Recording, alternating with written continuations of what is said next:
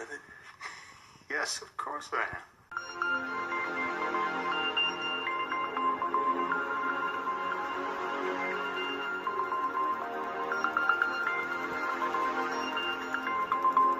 That's another story. Now, the CIA are involved in this gang stalking program. How? Well, not directly, but historically, the tactics that the CIA used or tried to develop through MK Ultra are involved in the gang stalking program. Also, a lot of people think that the CIA, they don't do intelligence work within the borders of the United States of America. That is not true. After 9/11, the fusion centers combine information from all agencies, whether it be state, federal, or military. And the CIA, they pay a lot of third-party groups to do their intelligence work. So, because last year alone, a lot of private intelligence agencies, they made so much money from the U.S. government because they did the United States government intelligence work. And the CIA, they contract these groups, and in turn, when the FBI or CIA, since they're bound by the law, these third-party groups are not bound by the law. So when the CIA or FBI wants them to do their dirty work, guess who's going to be hired to do their dirty work? These third-party intelligence groups or these risk management groups. And these groups are involved in the gang stalking on the behalf of the CIA and the FBI, as well as the fusion centers. Also, one key component that a lot of targeted individuals don't know on a federal level who's involved on a gang stalking level.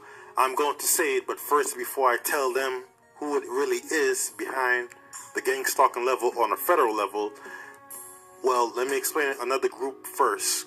And that group is Homeland Security. Yes, Homeland Security is involved in gang stalking. They give out grants. They're in charge of the fusion centers, which take all the information from all the state and federal military levels.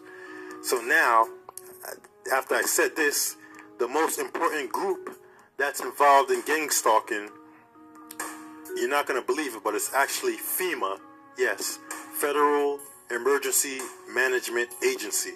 They're involved in gang stalking. FEMA goes back to 1957. And why do I say FEMA? Because FEMA, they give out grants to these community watch groups, such as CERT. You could look that up. And these community watch groups, also like Citizens on Patrols, they go back to 1990 and all the way back even before 9/11.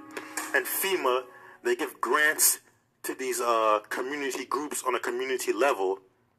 And these groups, they apply for the grant money. See? And in order to get the grant money, they have to have a justified reason to get this grant money. One of these categories is for disaster relief.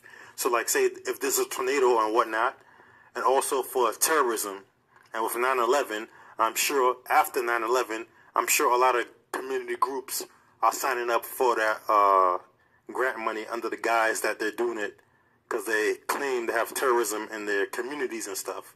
And that's why a lot of civilians or community level groups, they could actually try to put your name on a list or people who they don't like on this list just to get this grant money from FEMA. And this goes back to 1990. So with that being said, FEMA, and that's how a targeted individual could actually be on the list, because if they added on to this list their community group or program that does Citizens on Patrol or Community Watch would actually get more grant money.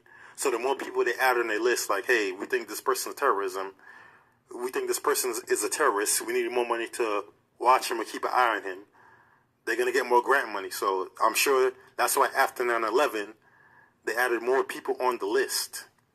And that's how it works. FEMA gives out this grant money like crazy. And the funny thing about it is that FEMA, they do the drills, and as well as the military. The two groups that do the drills that a lot of people claim are mostly false flags are FEMA, which falls under Homeland Security right now, and it predates Homeland Security, or the military. They do drills too. So when you see these ads on Craigslist and stuff for crisis actors, it's either from FEMA or the military or some state agency. But FEMA and the military, they do the most drills.